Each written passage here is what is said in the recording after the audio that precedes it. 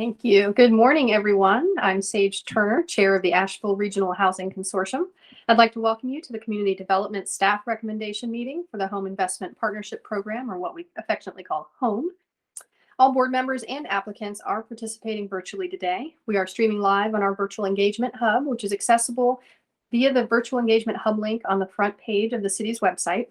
You also have an option for calling in and to listen live by phone, and that number is 855-925-2801. And you'll be prompted to enter a meeting code, and that is 8763. For those of us today joining us, welcome. I will now go through and introduce all board members and staff leadership and do a roll call. If you could, just say a quick hello and then go back to mute. Robin Merrill, representing the town of Marshall. Good morning. Good morning. Karen Kina from Mars Hill. Karen today? No Karen. Okay. Mark Karen is absent. Ben Woody, I saw you. Good morning. Good morning with the city of Asheville. Jennifer Miranda, Hendersonville County. Good morning, everyone. Oh, good. You are. All right. Eric Rufo, town of Fletcher. Yeah, good morning. Good morning. Jacob Comper with Henderson County. Jacob, you out there? Okay. Put Jacob down as absent. Matthew Cable, I saw you join Buncombe County. Good morning. Good morning. Nate Pennington with Buncombe County. Is Nate with us today? Didn't think so. Aaron Bland with the city of Brevard. Hi, I'm here. Hi, Aaron. Forrest, Madison County. Morning. Forrest. Adrian Eisenhower, town of Woodfin. Good morning. Good morning. Alan Excuse Unique. me, Sage. Uh-huh. Sorry to interrupt you. Can we just pause for just a moment? The streaming is not connecting. Okay. We can do roll Thank call. you. Yeah. Yeah, sorry. I know. Thank you. Yep, no problem. Let us know. Sage, just a note that Nate is supposed to be our alternate at the moment. Last week, he was the only one able to join. This week, Matt and I are both here from Buncombe County. Great. Thank you.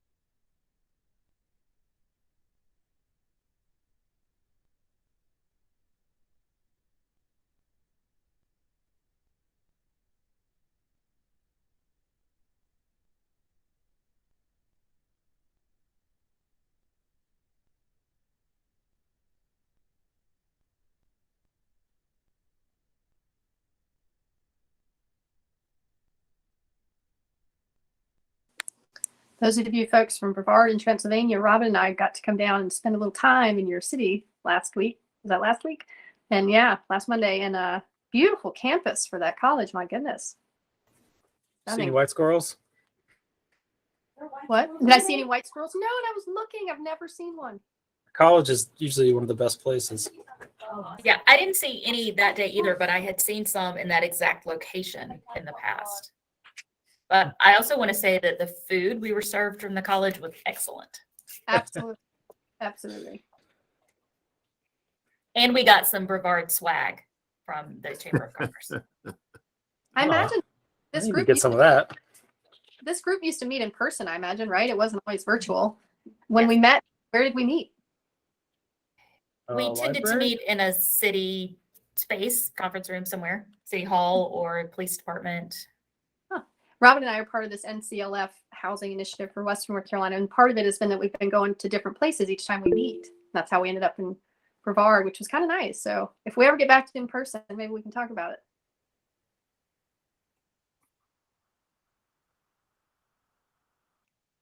As long as when we get out, I can play Connor Steve. We're good.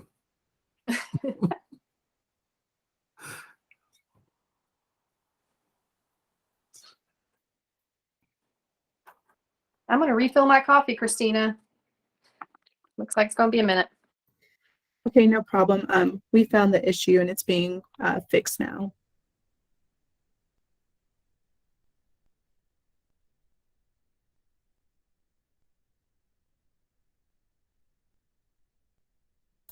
We were also given the Transylvania County waterfall map, which I plan to put to use this summer.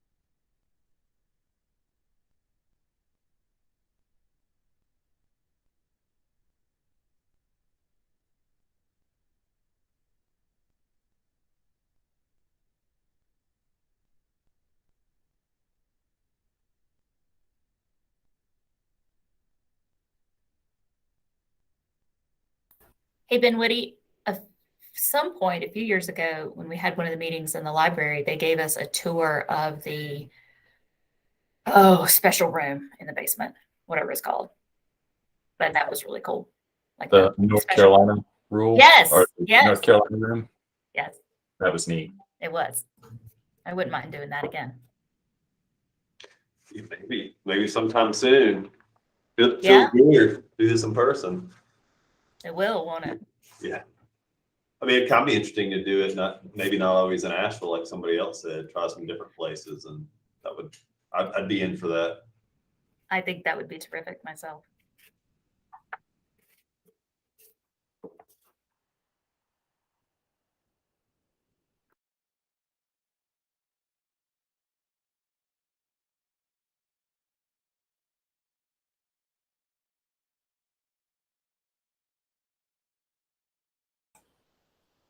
Sage, you're on mute. Wow, I was just saying a lot of stuff. I was just talking about how the city cannot necessarily get all its committees back to virtual and in person. There's an initiative to try and do both. And that's funny. I was just talking for 5 minutes. We'll get there one day, but it won't be very soon, put it that way.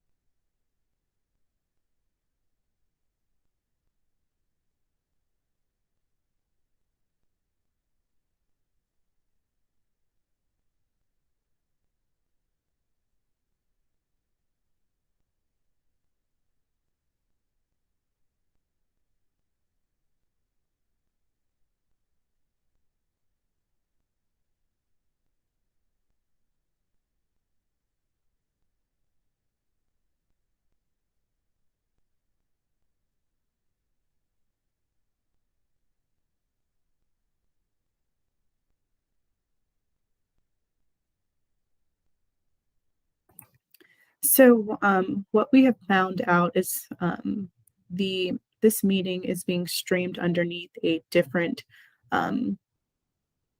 meeting. So what we're trying to do is move it from the PAC meeting to the Asheville Regional Housing Consortium. So that is the holdup here. Okay. Let us know. We'll just be here. Will do. Thank you for your patience.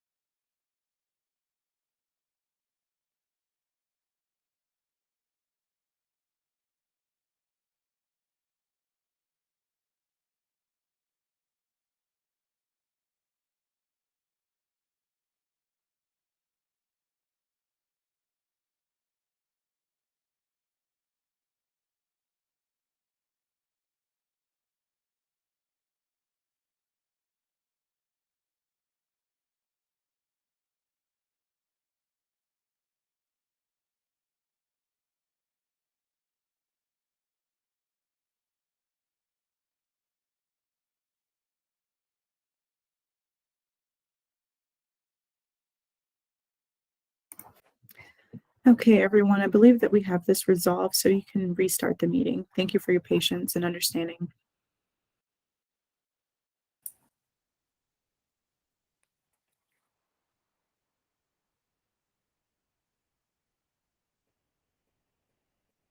Sage, you're on mute. Classic. I was saying, are we live yet? Are we? Great. Here we go. Good morning. I'm Sage Turner, Chair of the Asheville Regional Housing Consortium. Thank you for staying with us. We had a slight technological delay, but we are back and ready to go.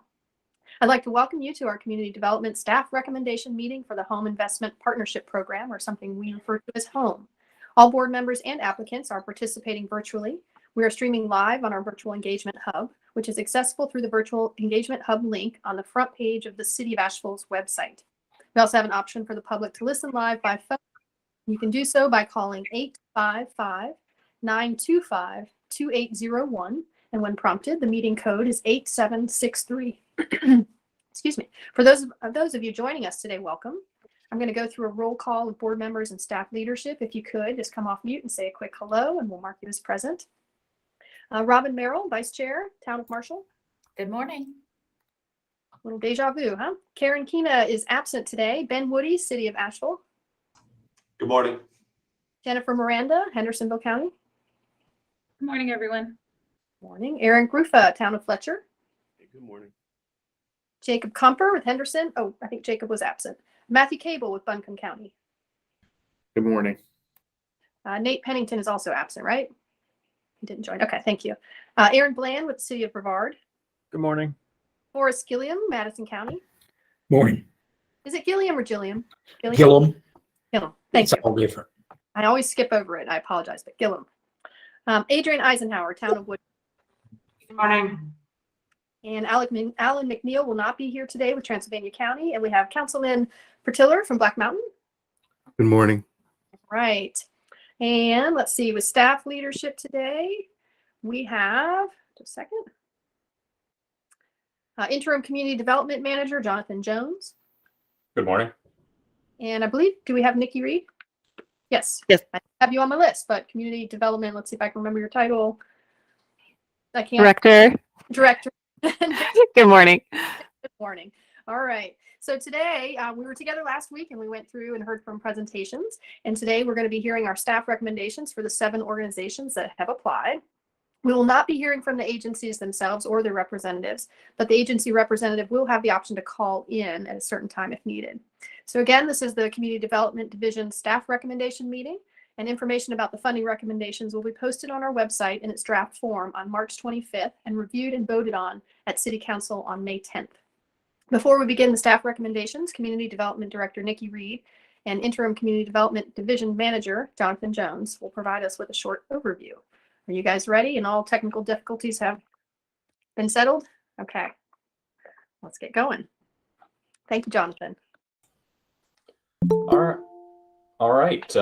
Thank you, folks, for joining us this morning. Before we dive into the recommendations for funding, we did include a separate staff report that I think will help in our future management of these grant funds. As in years past, we have made funding recommendations and gone through the application process, submitted all of our well-laid plans to HUD, and sent those in May 15th, waiting for a program start date of July 1, and then we wait, and then we wait, and then we wait. Because it takes us a while to get our HUD funding contract that allows the city to spend the allocation with our community partners. And doing a little more research, it looks like HUD has a provision in their regulations that would allow the city to begin that contracting process earlier. They refer to this as their pre-award cost provisions. The staff report that we provided include some of those references, and what it would allow the city to do is set up a limit on contracts for some of our awarded grantees, not to exceed 25% of their award. And as soon as the program year begins on July 1, the city could begin contracting with our subrecipients. The goal here would be to focus on projects that are clearly eligible and that have costs that would be necessary for them to begin work and continue services. So ideally, that's something like our TVRA grants, our down payment assistance programs, where we know that there are folks in the community that can use those resources immediately. Less benefit for programs, for projects, big construction projects that still have underwriting and environmental review, funding clearances from HUD, that kind of thing. But really, the idea is to try to get the money out the door for these essential programs as quickly as we can. So staff have worked with our finance department, legal department, purchasing, contracting, all of those teams within the city to sort of vet this. And it looks like we would be able to put that mechanism in place. And then once we get our official HUD contract and execute that document, we would simply notify any of the agencies, any of the eligible agencies, that they could proceed to spend the remaining funds. So sort of some low-hanging fruit to start this conversation, to start this meeting off, to have a way to begin using funds starting July 1 this year.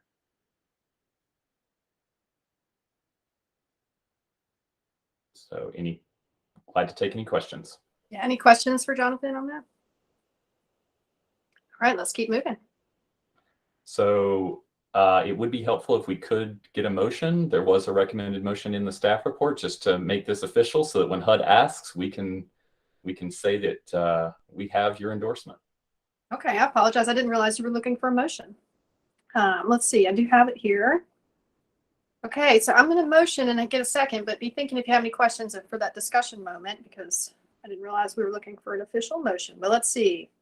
I move to recommend the city implement eligible pre-award cost provisions as permitted by HUD regulations, incorporate them into future annual action plans, and authorize the city manager to execute agreements with funded agencies beginning in program year fiscal year 22-23, not to exceed 25% of the funding before execution of the annual HUD funding contract. That's all typed in your staff report if you couldn't follow along. And can I get a second? Second. Great, thank you. That was Robin, right? Any questions or comments about this? Everybody have a chance to review, feeling good about it. Okay. We get to do a roll call vote. Let me get back to our list here. Okay, I'm going to go one by one. Robin Merrill. Aye. Ben Woody. Aye. Jennifer Miranda. Aye. Eric Rufa. Aye. Matt Cable. Aye. Aaron Bland.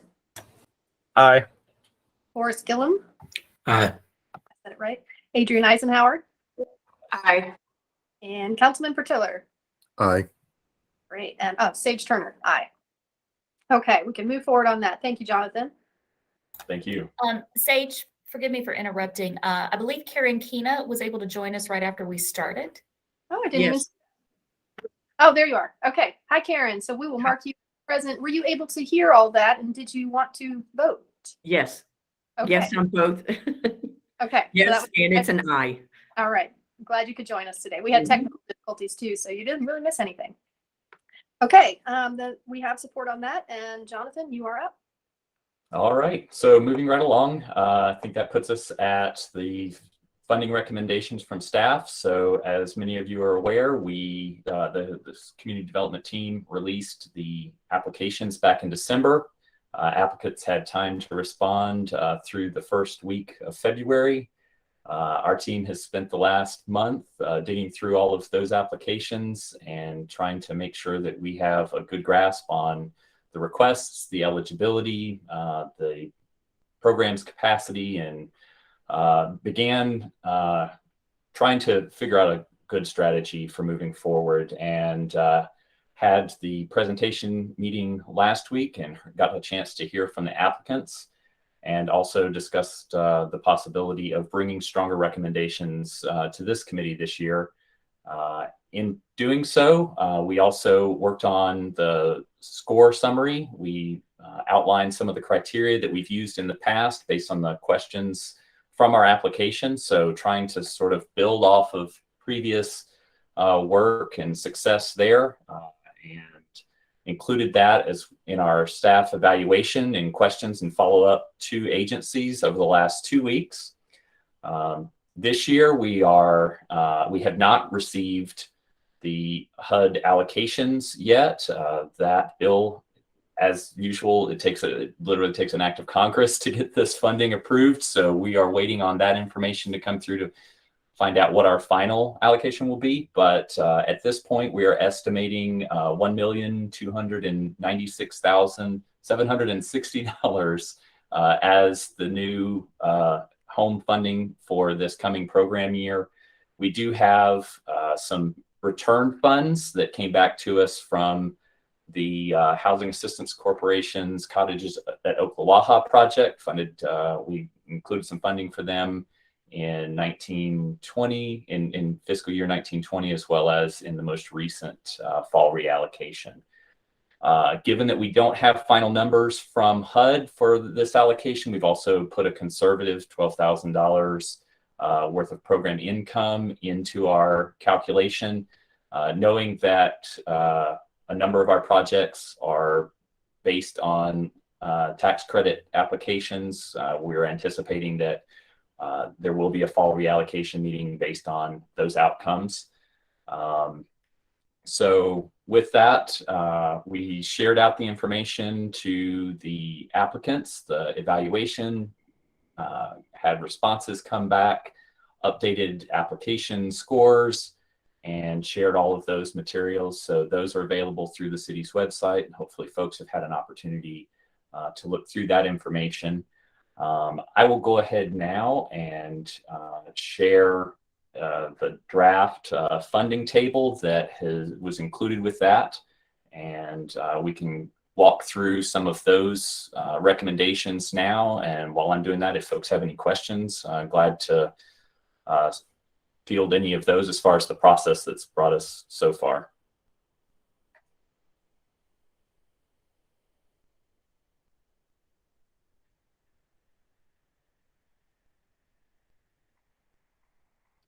All right, well, a bit of a quiet group this morning. Let me see if I can make some room on my screen to ensure folks can. Is that legible? I mean, my particular screen is so small, but I've got it open on another one. Can folks see it enough? Do we think the viewers at home, the thousands of people watching this meeting, can see it? It looks good enough, Jonathan. Thank you. I think I might be able to zoom in a little further if we can. That's definitely better. Okay, so it means we won't have the funding table for reference, and some of our actions for ineligible applications will be cut off, but hopefully that can at least get us started. We did receive questions about some of the applications not recommended for funding, and I just wanted to go ahead and acknowledge that we did have some great applications this year. And for various reasons, we've not been able to move forward with a few of those, particularly Elida Homes and Falling Waters contacted the city and informed us that they would not be moving forward with their application. So they have withdrawn that. With the Lita Ree Associates Realty Group, during the staff review, we determined that there were some conflict of interest concerns with real estate agency and broker doing business by trying to include down payment assistance as part of their business operations and making those loans, managing that. And then we have some outstanding monitoring concerns, unresolved findings with MHO, one of MHO's down payment assistance projects. We are currently working with an outside consultant and have been in communication with HUD to try to work together and get those resolved. Yes, Robin. Would MHO's deed review project be eligible at the fall reallocation meeting? Assuming that we can resolve the monitoring findings, we would be glad as the city team to encourage them to be reapply or to submit their application again in the fall. Hopefully we can get that resolved quickly with the help of our consultant. I think that's a definite possibility. Thank Jonathan, you. is there I'm sorry, Robin. Is there a projected timeline or time scope on what that review and? We're still working through some of that. It's required us to go back. These are older funds agreements dating back to 2013, 2014. So we're having to pull older files and review some of that information, sharing that with our HUD rep so that we can get a determination. Turnaround time on some of that is lengthy. So there's not really a good handle on when we'll have that resolved, but we are very encouraged by MHO's response. They've been a long-standing partner, and we're hoping that we can get this wrapped up quickly. That's great. And for those of you listening at home, there are more about these applications that were not eligible are in the folder. You can still read about them in general. Thank you, Jonathan. You're welcome. So that brings us to the applications that staff would recommend for funding. What we have on screen is the list of the applicants, their projects, their project types. But what you'll see is also at the far end of the table is also their application score. So this was really, the summary of the staff evaluation and looking at their responses. We had some great applicants, great projects. We'd love to be able to fund them all, but unfortunately, we don't have that much money available. So staff's recommendation was to look at our highest scoring applicants and try to invest in those projects that have capacity, have good program design, are clearly eligible, and have experience delivering results, delivering units, and making affordable housing for those that need it. So starting out, we looked at the highest scoring application, Helpmate, and recommended $75,000 for their request. It was $170,000. Talking to the agency about their current contract, we are still going through the process of executing their previous TDRA contract. There's been some delays in that. A lot of that through the city's contracting. And so that's $110,000 worth of TDRA that we are hoping that they can get activated here shortly. So our staff recommendation would be to do a partial funding of this request and then allow that agency to start spending their current contract and then roll into the next contract as soon as that's complete. And when you got to this recommendation and all of these, have you followed up with these particular applicants? Have you had that conversation with them, or is this their first time hearing it? They received this information as well through the spreadsheet and the notice to this meeting, but no, we haven't had a follow-up conversation with them on that. So additionally, we part of the home regulations allows, so moving more to the bottom of the spreadsheet, allows the city and the home consortium to allocate 10% of funding for administrative costs. This is what this city uses to pay for staff, pay for planning costs, paper and paper clips, that kind of thing. So we would recommend continuing to maintain that 10% allocation there. And then because we have CHODO funds returned from the Cottages at Ocklawaha project, we have right at $412,000 that the city and the consortium would need to allocate to be in compliance with HUD's 15% CHODO reservation. So as our only CHODO applicant, we would recommend putting all of those funds into that one project, understanding that that project is also applying for tax credits. So that may affect the viability of that project going forward, but it could also be, we could also take that into consideration once those once those awards are announced. That leaves the remaining balance, and right off the top of my head, I don't have that number, but I can take a look. A little over $1 million to allocate to the remaining tax credit projects, White Pine Villas, Juniper, and Fairhaven Meadows.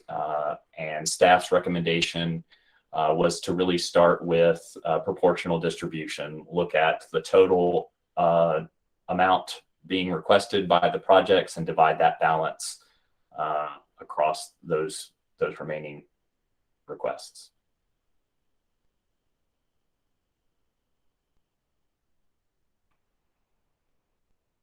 Glad to take any questions. Yeah, I was going to say, Robin, I saw in an email that you may speak up on behalf of both of our Transylvania County participants. In alternates could not be with us today, but they emailed Robin and I as chair and vice chair. Robin, if you wanted to go ahead and share that, that would be helpful. Yes, I would like to do that. Let me pull that email up.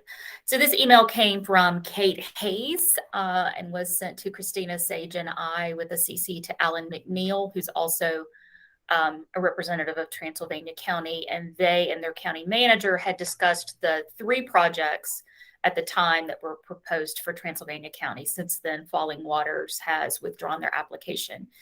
So they ranked Fairhaven Meadows as their top priority, followed by Falling Waters and then Juniper.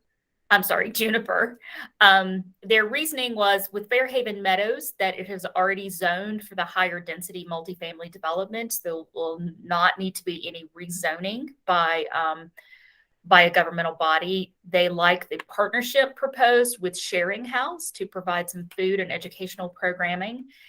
And that if there is a crosswalk put across Asheville Highway from the apartment complex, it would connect people to the Greenway, which would then give them safe walking ability to several local businesses and to the bus stop that is located in front of the Lowe's Home Improvement Store. And that they appreciated the flexibility of the developer on being willing to accept a varying level of support. Falling Waters, the rezoning request has been approved, and the cost and number of units was better than Juniper. With Juniper, there will need to be a rezoning request, which has not happened yet. And because the area that it's proposed in is quite congested, they're concerned that there would be larger public opposition to that development. And the cost per unit exceeds the other 2 proposed projects. So that's the information that I have from our friends in Transylvania County. Thank you for sharing that, Robin. I appreciate it. Okay, y'all. So I've been through this process once, and last year what we did was discussed and kind of change numbers around live, but I'm not sure if we need to do that this time. And for those of you listening at home, what will happen is as awards are made in the fall, we will come back together and potentially reallocate some funds, particularly if one of these projects is awarded by the NCHFA. I will say I was concerned about the Helpmate thing, but I have not heard from them. If they're aware and they're good with this, that's how we need to do it. That's fine by me. So I guess I'd like to hear from the consortium members. What are you guys thinking? Are you okay with this staff recommendation and these allocation award suggestions? Any input? Did staff just get it 100% right? All right, there's Matt. Sorry, I had missed the last meeting, but I watched the video and kind of saw the presentation, so I tried to be caught up as best that I can. I guess my first question is for Robin, since you have information on behalf of Transylvania County.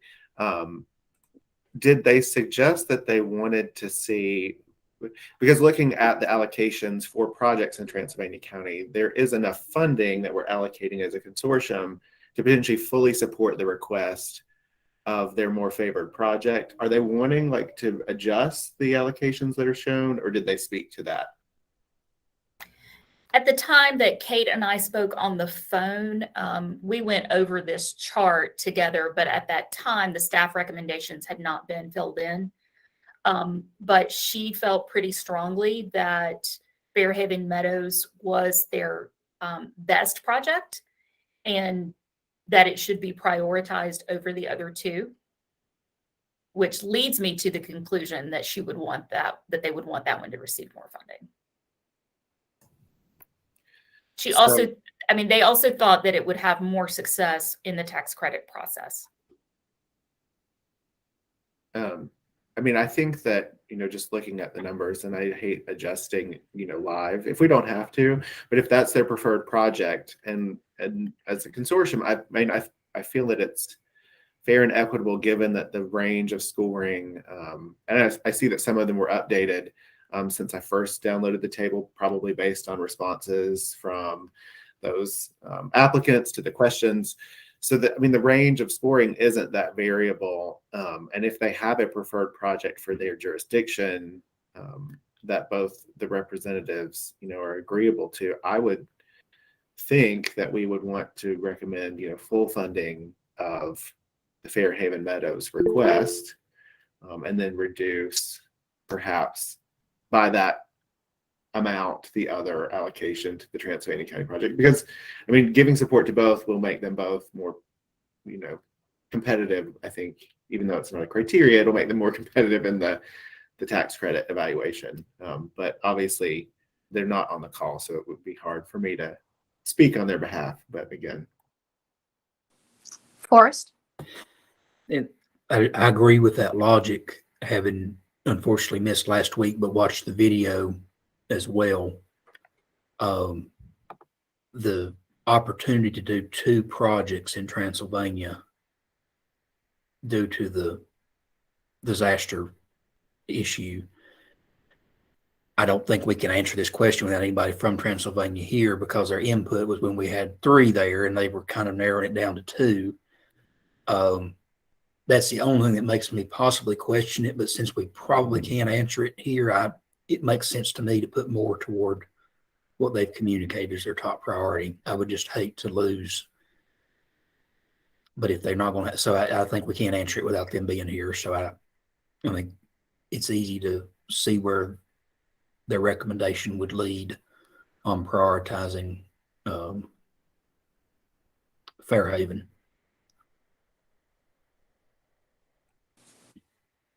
All right, I'm just looking back at her email. Any other comments or questions about this particular predicament, Transylvania?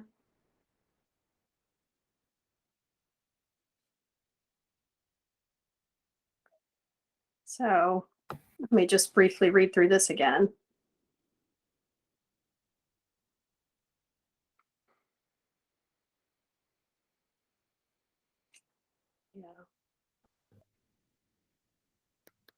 Jonathan, any thinking in response to his comments? I would say that from staff perspective, as Matt pointed out, there's not as much of a discrepancy in the scoring on these applications. So taking Transylvania County's input into consideration does make sense. That was just shared with our team as well yesterday. So these recommendations have only been updated based on the staff report we sent out. Is this a live document? Could you update? Yes, we can. Yes. I know we got into this and we got a little messy, so let's be courteous and not go a little crazy, but this is an easy one. So changing Fairhaven, it is Fairhaven Meadows that we were making the adjustment for, would leave us with $210,622 over our estimated allocation. So the question would be where the committee would. Oh, I thought they were saying to reduce the Juniper. Were you guys saying to back both fully? Is that what? Okay. I was suggesting that perhaps reducing Juniper by the amount of adjustment. So reducing it by the 210,662. And I assume, so the email from Kate, it talks about how they're still undergoing their zoning request. So perhaps by the fall, they would be through that. One would hope. It can take a long time. Okay, so you pulled it from Juniper. Okay, on that one move, can I get a nod? Everybody feel good about that one move? I don't want to roll call things. Okay, great. What about the remaining balances? I did reach out to the director of Helpmate, who is listening live and did nod at the 75. She may have put a comment in. She said she was going to leave a comment somehow. So they understand that 75, so that's good. Any other thoughts around Henderson County or?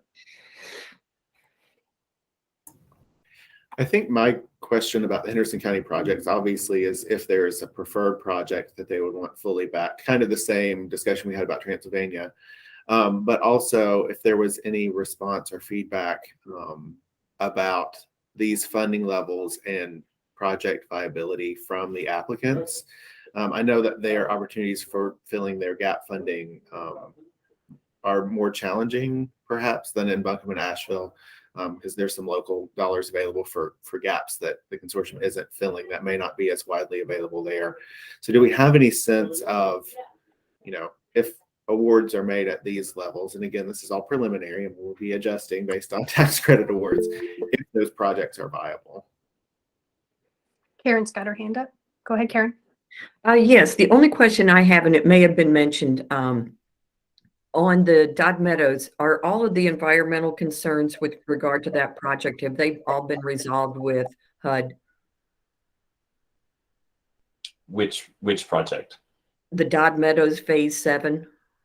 Yes, we received the release on that back in January, I believe. Okay, then I'm good.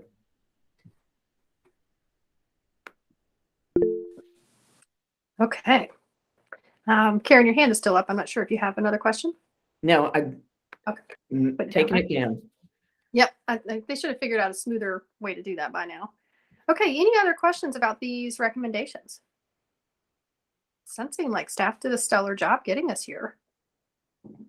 And to answer Matt's question, we did not, we have not followed up with agencies at this point to clarify how a partial funding request or how a partial funding on these requests would affect the long-term viability. But if they are applying for those tax credit awards,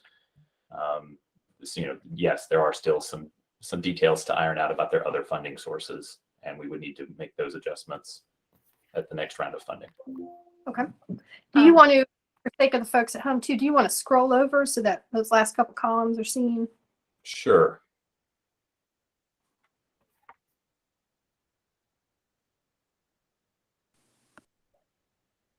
Thank you. Okay. Go ahead, Robin.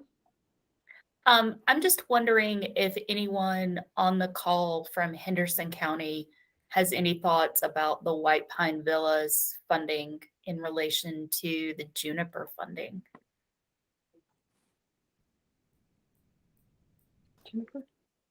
Jennifer, we have Jennifer. Jacob's not with us. I honestly don't, and I would normally defer to Jacob because I'm new to this and I wasn't sure exactly what to expect from this meeting. I don't know if there's any way to get back to you about that or, but I honestly don't know that they have a recommendation as far as one on top of the other.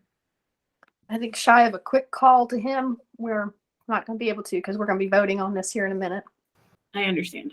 But by all means, text or call him real quick. If we can gather some input from him, that would be helpful. We want to do, what's best by Hendersonville or Henderson. Absolutely. Give me just one moment. Okay.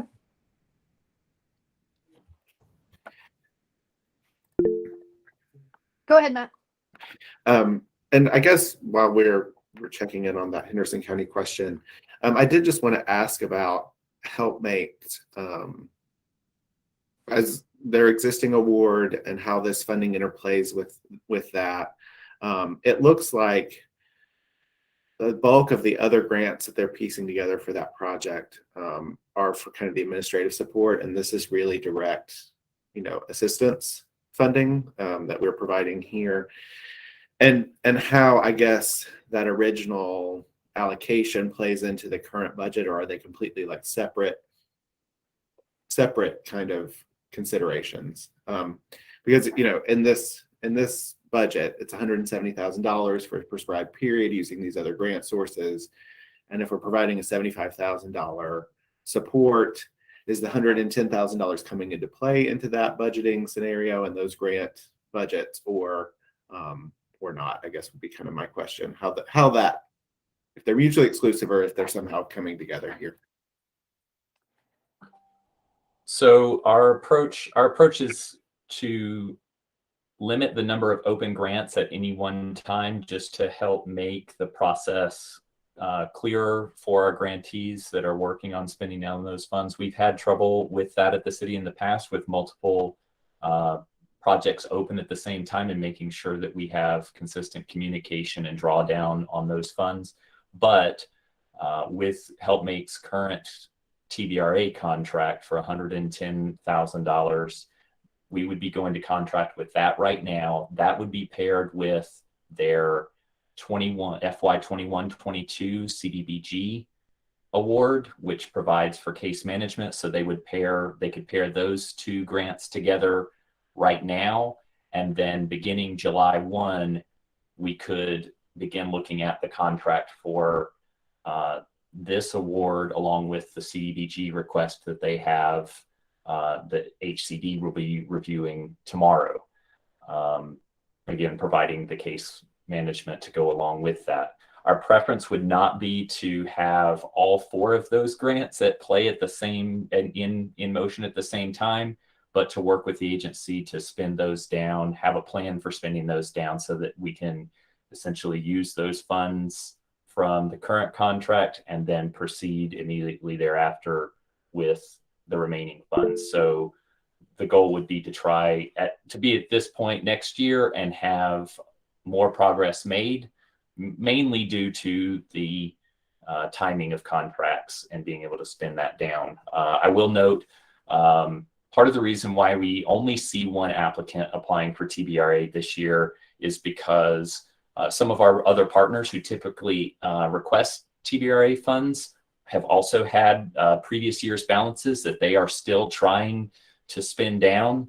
And I believe Elida noted that, you know, they're having trouble identifying units for the youth population that they're serving within the city limits that they can use these funds on, because of fair market rent limits and the availability of those units within the city. So TBRA can be a struggle when it comes to some of that spend down, but I think looking at the strong track record from HelpMate, I think we're in good shape to work with them and help make that possible, make that spend down quick, and be ready for a future allocation following it.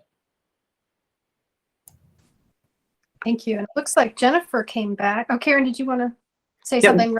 Jennifer was first. Well, if it's relevant to that, let's. Okay. And Robin, you may have the answer to this.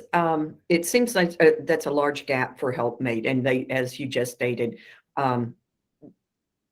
they are a strong leader in domestic violence. Have they had an opportunity to work with the ARPA funds that are specifically designed to assist with domestic violence survivors? Do you know if they've been able to access those funds to fill that gap, or could potentially?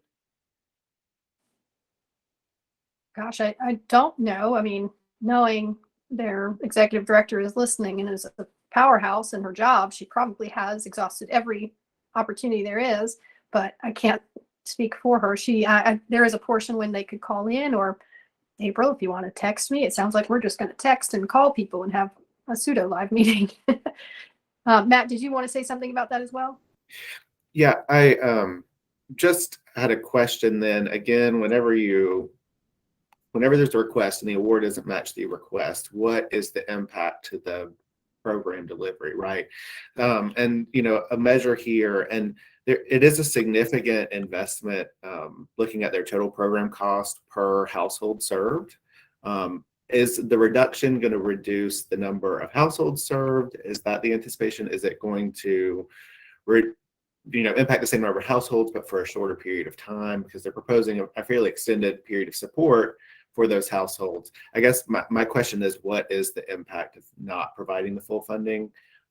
Similar to how we would consider that for, construction project, if we had any idea about what that looked like when the applicant saw the reduced award amount. Okay, here's what we got. She could hear you. Yes, it will reduce the number of households served.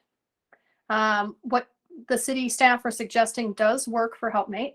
And there is a request for the city to speed up contracting. We hear that often, but there are a lot of reasons around that. And that can help minimize the spending delays. They did apply for ARPA funds for they did not apply for ARPA funds for TBRA, but they did apply for other services. Does that help? So yes, we'll reduce the number of households served, Matthew. And she's still texting something else. I've never run a meeting like this. Sorry. It's a little awkward.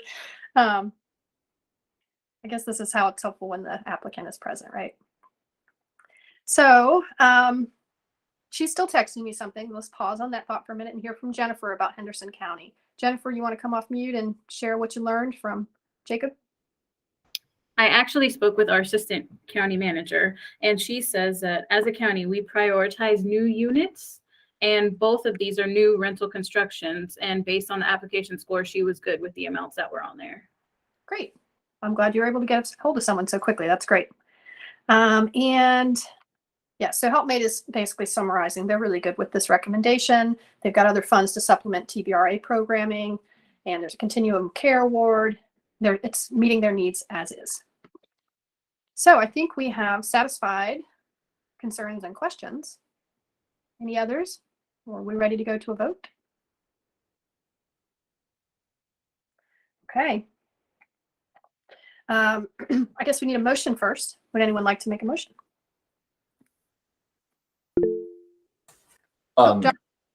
Yes, before we proceed to a motion, I did want to follow up on a couple of other elements of our staff report just to inform this recommendation. The first thing would be, as we don't have the final HUD allocation numbers yet, we expect that could happen between now and when we submit our action plan, or that HUD might delay that due date.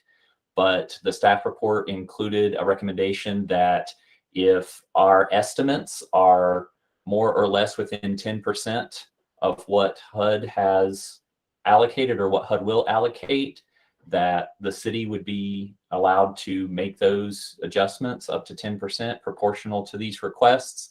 If for some reason it's more than 10%, if we're more than 10% off in our estimates, we would need to schedule a special meeting to follow up with all of you to review those changes and determine how we would handle such a difference in those estimates. Didn't want to leave that out if we needed to take some emergency action.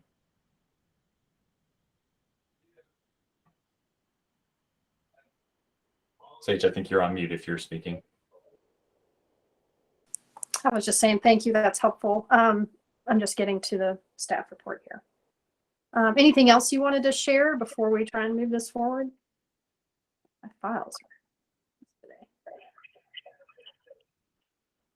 I believe that's everything. Okay. All right. So we do need a motion. We do want to include, I don't actually have that. I'm looking through the files to see if you have drafted a motion, but I'm not seeing one that includes. Hold on, I will stop presenting and make sure that I can. I just want to make sure I get that language in there properly. Oh, yeah, it's not in any of these files that I'm looking at. There should be a link to the staff report in our agenda. That's what I'm looking at. I think page 3 of the staff funding recommendations file has the suggested motion on page 3. I can put that on screen. That'd be great. And we would also allow any eligible projects not funded to return for the second. That is the other staff recommendation, would be to look at the criteria for the reallocation in the fall if that happens. Okay. Would be to allow eligible projects, partially funded projects funded partially in previous years, for some reason we need to allocate Chodo funds should the Apple Ridge project not proceed, or if we have applicants from any of the counties that may not have been funded, those could be up for reconsideration. Okay. Thank you. I couldn't document. Go ahead, Karen. I would suggest that in the language, we change that, just a simple revision to it is the recommendation be, let's say the recommendation, recommend that the FY 22-23 home fund allocation, not as reviewed, but as amended by the Asheville Regional Housing Consortium, because we did amend what was recommended by the staff. Okay. You want to go ahead and finish that sentence and make it a motion? So would it that it be as recommended, as revised by the Asheville Regional Housing Consortium to the City Council for submission of the city annual action plan to the U.S. Department of Housing and Urban Development, and authorizing the city manager to sign all necessary documents to this effect. Thank you, Karen. Does Karen have a second? Second, Forrest. Thank you, Forrest. Okay. So we've amended it to say revised, not reviewed. Any other discussion, questions, comments, concerns? Okay. Well, I'm feeling pretty good about this. And I guess we can move to a roll call vote. Get the list back up. Okay. I'm going to go same order. Robin Merrill, Yes. Karen Kina, Yes. Ben Woody, Yes. Jennifer Miranda, Yes. Eric Rufa, Yes. Matt Cable, Yes. Aaron Bland. Are you back? I know you had to step away. Yeah, I'm back. I vote yes. Thank you. Forrest, Aye. Adrian, Yes. Archie, Yes. Sage, yes.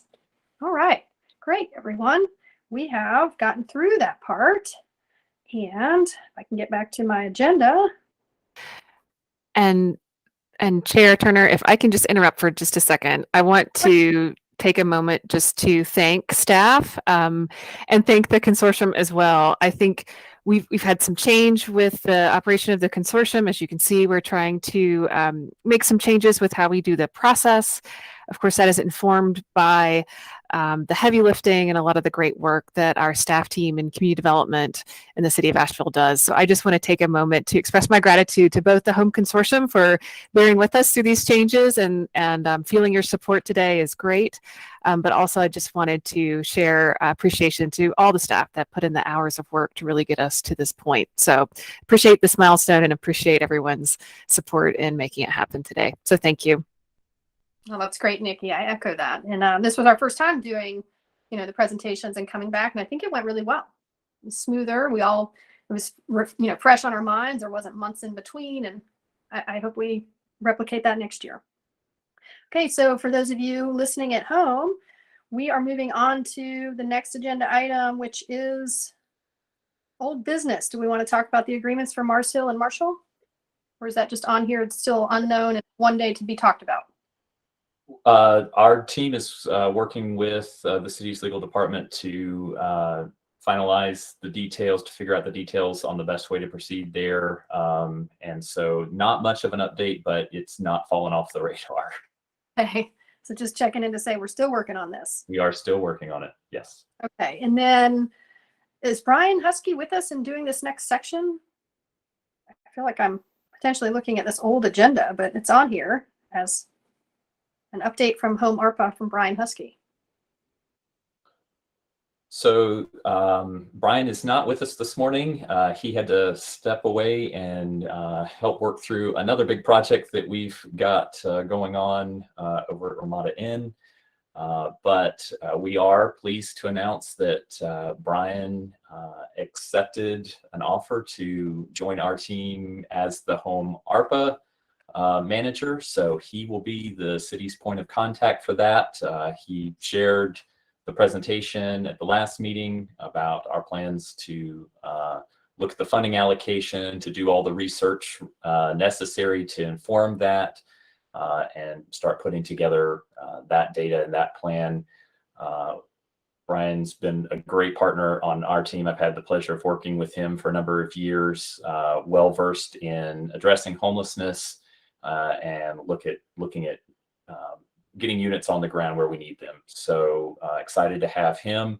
Many of you have seen the survey that's come out, and he's reached out to a number of members for consultation, follow-up meetings. So we've already got work underway and hoping to start having some of those plans coming together over the next couple of months. Great. So the update is that he'll be the point now. That is the update. Got it. Okay. That's great. Okay. And it sounds like you got a couple things under this section 5 that you wanted to share with us, Jonathan. So go for it. So linked in the agenda is also the home funded projects table that we've reviewed in the past. I can pull that up on screen if we need to answer any questions or go through any details on that. But we have included some of the additional information requested regarding the location, the jurisdiction that each project is in, the number of units, and the type of project, just to help folks keep track of a lot of information that our team is working through every day. Great. Just reviewing that as well. Okay. Any questions or comments for Jonathan about this? I did just want to thank the city staff for putting that together. I think that was a request at our last meeting, is to have that data added so that we can keep track of the overall impact. So I appreciate it. The consortium member, thank you. It's doing so great today, staff. And I know like the staff that are at city level, I hope you all realize they're all new on this year. So you guys are doing a great job and we really appreciate it. Thank you very much. Yeah. Okay. Well, if there's no questions or comments about that, I mean, did you have anything else you wanted to share, Jonathan? Because all we have left is public comment. I do think we've got one other update, and that is the HUD field office reached out to us, I believe it was last week, 2 weeks ago, and reminded us that the consortium needs to go through, like every 3 years, a requalification with HUD. We are set up for their renewal program, so it was as easy as city staff sending them a letter to say we would like to continue being a consortium.